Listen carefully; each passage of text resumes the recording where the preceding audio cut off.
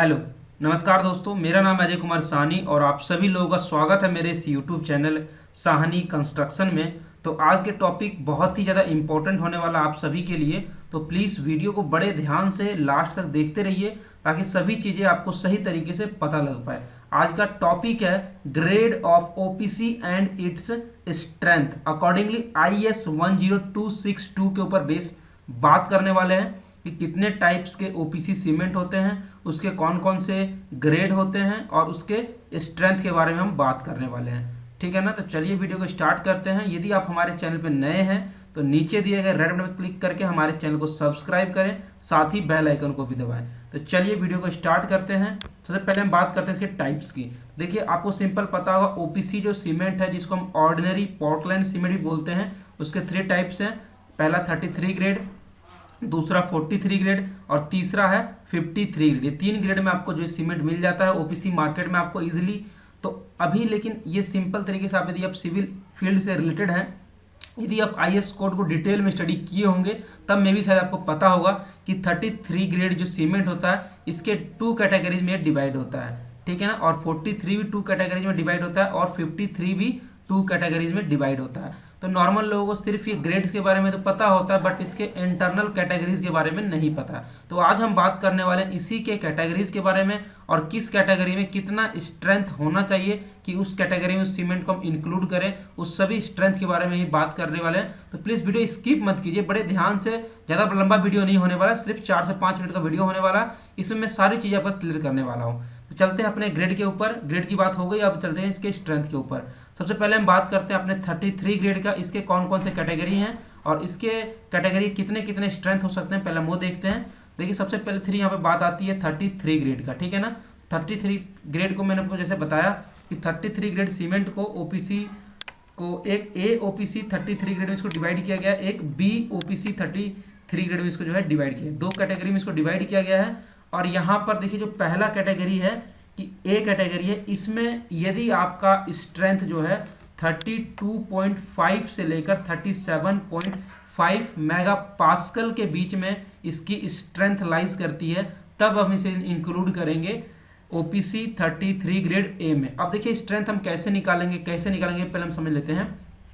आपको सिंपल एक cube testing करना है, उसको आपको कॉम्प्रेसिव स्ट्रेंथ चेक करना है। उसके लिए आपको यूज़ करना होगा 70.6 mm बाया 70.6 mm बाया 70.6 mm का आपको सिंपली जो है क्यूब होता है वो आपको यूज़ करना। उसमें आपको रिच मोटार जो है मिक्स करके प्रॉपर तरीके से आपको कास्ट करना है। ठीक है ना, और इसका जो आपको रेशियो रखना है वो रखना है 1:3, 1 part of cement 3 part of sand.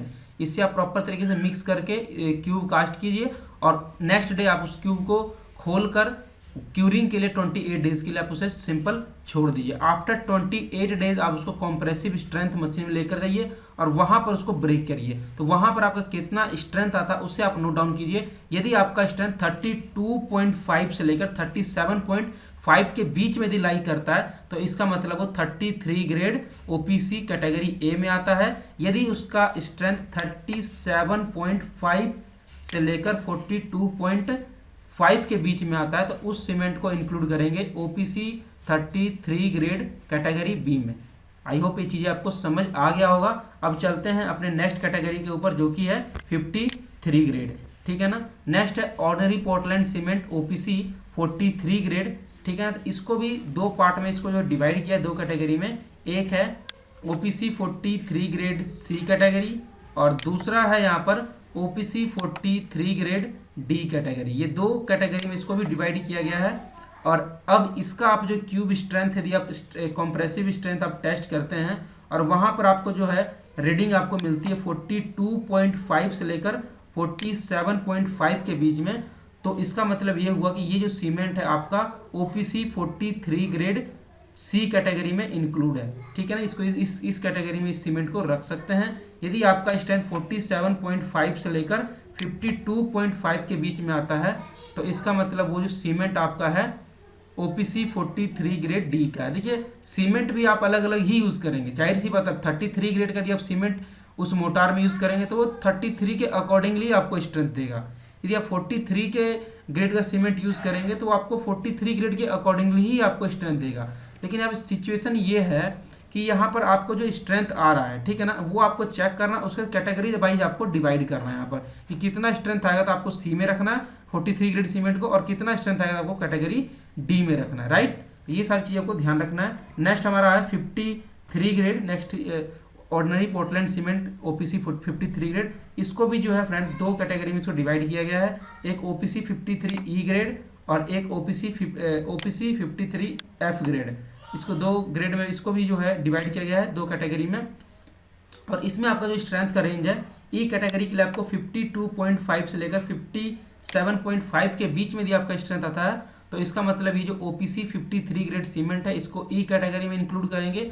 यदि आपका स्ट्रेंथ 57.5 से लेकर 62.5 के बीच में यदि आपका स्ट्रेंथ आता है तो इसको ओपीसी 53 ग्रेड एफ में इसको इंक्लूड करेंगे। देखिए ये सारी चीज़ें जो है तो सिंपल, आप सिंपल इसको कहीं पे नोट डाउन यदि एक बार करेंगे और 2 से 3 बार इसको रीड आउट करेंगे तो आपको अच्छी तरीके से ये याद हो जाएगा।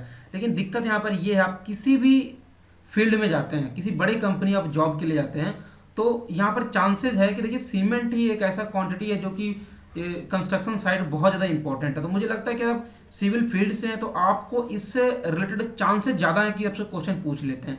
तो अभी क्या है कि नॉर्मली यदि किसी से भी पूछेंगे, जितने भी कैंडिडेट हैं, तो जाहिर सी बात है उन सबको पता ही होगा कि ग्रेड ऑफ सीमेंट कौन सा है नॉर्मली, क्योंकि हम जब हम ग्रेजुएशन में जाते हैं तो वहीं पे हमको बता दिया जाता है और नॉर्मली सबको पता भी होता है। लेकिन जो इसके दो जो कैटेगरीज वाइज हैं ये बहुत कम लोगों को पता होता है। तो जाहिर सी बात है जो इंटरव्यू जो आपसे क्वेश्चन पूछ रहा है वो आपसे इतना सिंपल पूछेगा नहीं, हो सकता है आपको थोड़ा सा मतलब कि कॉम्प्लिकेटिव बनाने के लिए आप ग्रेड वाइज जो है या कैटेगरीज वाइज आपको ग्रेड का जो है सिस्टम पूछ सकता है, कि टाइप्स पूछ सकता है कि 53 ग्रेड को कौन से 2 कैटेगरी में डिवाइड करते हैं। तो आपको बताना होगा ओपीसी 53 ई कैटेगरी और ओपीसी 53 ग्रेड एफ में डिवाइड करता है। और उसका आपको स्ट्रेंथ भी पूछ सकता है कि ई कैटेगरी के लिए कितना स्ट्रेंथ होना चाहिए, एफ कैटेगरी के लिए कितना स्ट्रेंथ होना चाहिए, क्योंकि इसने बोल दिया कि मान लो कि 55 मेरा मेगा पास्कल क्यूब का स्ट्रेंथ आ रहा है तो इसको कौन से कैटेगरी में रखेंगे। आप बोलेंगे 53 ग्रेड, नहीं 53 ग्रेड में तो है ही है, लेकिन 53 के जो डिवाइड जो हम 2 पार्ट्स में कैटेगरी किए ई और एफ उसमें से कौन सा है तो ये भी साथ में आपको